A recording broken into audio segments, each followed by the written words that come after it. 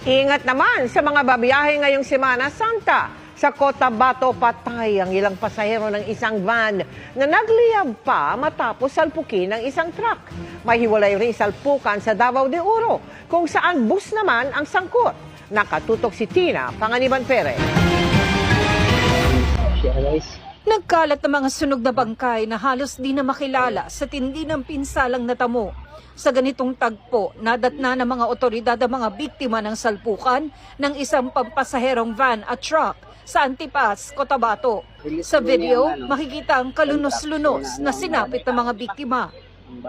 Habang ang truck tuluyang tumagilid sa gilid ng kalsada.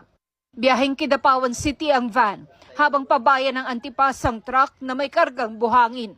Kwento ng ilang saksi, nawalan umano ng kontrol ang truck habang pababa ng kalsada at sumalpok sa nakasalubong nitong paakyat na van.